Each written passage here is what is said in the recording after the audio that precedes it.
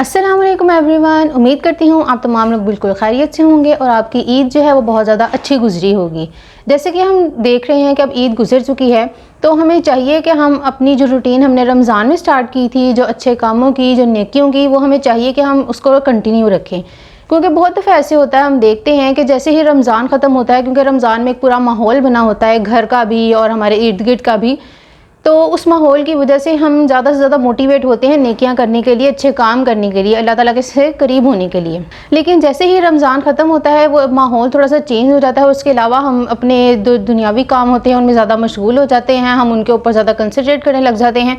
तो इस वजह से हमारी जो है वो नेकियां करने के या अल्लाह ताला से करीब होने की जो रूटीन होती है वो डिस्टर्ब हो जाती है। और बाज़ औक़ात तो ऐसे भी होता है, मैंने मतलब कुछ ऐसे भी लोग होते हैं जो बेसिक चीज़ें जैसे कि नमाज है और कुरान है, वो भी उनकी जो रूटीन है उसकी डिस्टर्ब हो जाती है, वो उसको कंटिन्यू नहीं रख पाते उस तरीके से जैसे कि वो रमज़ान में कर रहे थे।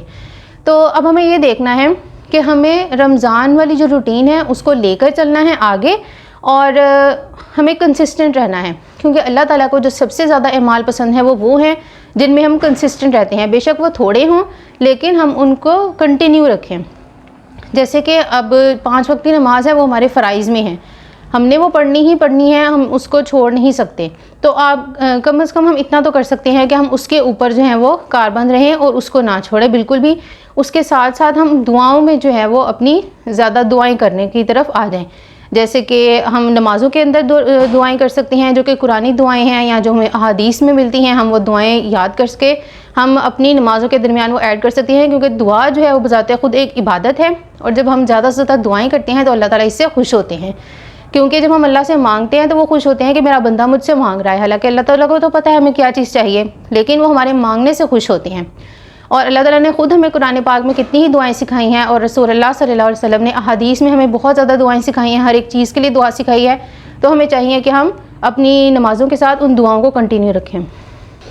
उसके अलावा हमें ये करना है कि जो कुरान पाक की जो हमारी रूटीन थी कि हर रोज़ का 1 सुपारा यानी 1 जुज़ हमने हर रोज़ का वो हमने लाजमी पढ़ना है, ताकि हम जो रमज़ान में हमने स्टार्ट किया था कि 1 महीने में 1 कुरान पाक जो है वो हमने उसको कंप्लीट करना है, वो हम आगे भी उसको कंटिन्यू कर सकें। एटलीस्ट हम इतना कर सकते हैं। तो इसके बारे में मैं एक डिटेल वीडियो भी बनाऊंगी जिसमें हम देखेंगे कि हम आगे किस तरह से अपनी ये रूटीन जो है उसको कंटिन्यू कर सकते हैं। इंशाल्लाह मैं कुछ दिन तक ये बनाऊंगी। और उसके अलावा अब हमने देखना है कि जैसे ये शवाल स्टार्ट हो गया है, तो रसूलुल्लाह सल्लल्लाहु अलैहि वसल्लम की हदीस में आता है कि जिसने रमज़ान के पूरे रोज़े रखे और शवाल के 6 रोज़े रखे, तो वो इस तरह से है जैसे उसने लगातार रोज़े रखे, यानी उसने पूरे साल के रोज़े रखे। तो कौन है जो ये नहीं चाहेगा कि उसके नामा अमाल में लिखा जाए कि उसने पूरे साल के रोज़े रखे हैं? यकीनन हम सब चाहेंगे। तो इसमें यह है कि हम शवाल के रोज़े जो है वो रखना स्टार्ट कर दें। अब जैसे कि शवाल तकरीबन 8-10 दिन गुजर चुके हैं, तो इसमें कोई मसला नहीं है, सिर्फ 6 रोज़े रखने हैं, वो हम कभी भी रख सकते हैं। इसमें एक बहुत बड़ी मिसकंसेप्शन हमारे यहाँ ये पाई जाती है कि अगर हमने ईद के सेकंड डे यानी 2 शवाल से रोज़े रखने स्टार्ट ना किए तो हम आगे रोज़े नहीं रख सकते। अक्सर लोगों में यही कंसेप्ट पाया जाता है। ये कंसेप्ट बिल्कुल गलत है, ऐसा कुछ भी नहीं है। आप पूरे शवाल में किसी भी टाइम कभी भी ये 6 रोज़े रख सकते हैं। इसमें लगातार रखने की भी कोई शर्त नहीं है कि आपने लगातार रखने हैं। आप 1 दिन रखें, 2 दिन छोड़ दें, 3 दिन छोड़ दें, या 3 दिन आप लगातार रख लें, 6 रोज़े इकट्ठे रख लें, 6 रोज़े जो है वो वक्फे से रख लें। आप बिल्कुल ईजी होकर ये 6 रोज़े पूरे महीने में रख सकते हैं और इसमें कोई भी ऐसा मसला नहीं है। और इसमें एक और बात ये है कि वो बहनें मतलब जो नहीं रख सकी रोज़े रमज़ान में अपनी एक मंथली साइकिल की वजह से, तो उनके लिए जो है वो बेहतर ये है कि पहले शवाल के रोज़े रख लें, क्योंकि जो शवाल के रोज़े हैं वो ये सिर्फ 1 महीने में हम रख सकते हैं, इसके अलावा नहीं रख सकते। और जबकि जो वो रोज़े हमारे छूट गए हैं वो अल्लाह ताला ने हमें इतनी लिबर्टी दी है या इतनी आज़ादी दी है कि हम पूरे बाकी के पूरे साल में नेक्स्ट रमज़ान आने तक हम किसी भी टाइम रोज़े रख सकते हैं। तो उनके लिए तो हमारे पास तकरीबन ये शवाल के बाद हमारे पास 10 महीने और होंगे। हम चाहे 1 महीने में 1-1 रोज़ा भी रखें तो हमारे इंशाल्लाह नेक्स्ट रमज़ान तक वो कंप्लीट हो जाएंगे। लेकिन जो शवाल के रोज़े हैं वो हमने इसी महीने में रखने हैं। इसलिए बेहतर ये है कि पहले आप शवाल के रोज़े रखें, क्योंकि बाज़ औक़ात ये भी देखा जाता है कि लोग कहते हैं कि नहीं पहले वो रोज़े कंप्लीट करो फिर शवाल के रखना, तो वो एक बर्डन सा आ जाता है कि अच्छा अभी तो हमने 30 रोज़े रखे थे, अब 12 फिर रखेंगे या 18 रखेंगे, जितने भी आपके छूटे वो, और 6 शवाल के मिला के। तो जब इतना वो एकदम से इतना बर्डन आ जाता है तो वो ना शवाल के रखे जाते हैं और ना ही वो रखे जाते हैं जो छूट गए थे।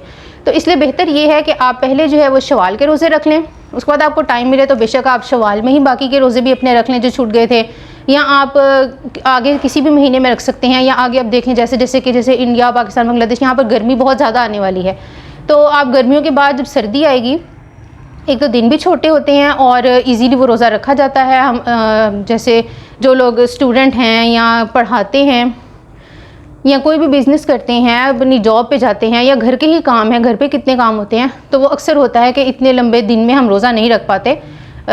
तो इसमें यह है कि आप वो सर्दियों में भी रोज़ा रख सकते हैं। अल्लाह ताला ने इसमें कुछ नहीं कहा कि आपने अभी ही रोज़े रखने हैं, नहीं, आप पूरे साल में कभी भी रोज़े रख सकते हैं। जितना जल्दी हो सके हम उसको कंप्लीट कर लें, लेकिन हम पूरे साल में कभी भी रख सकते हैं।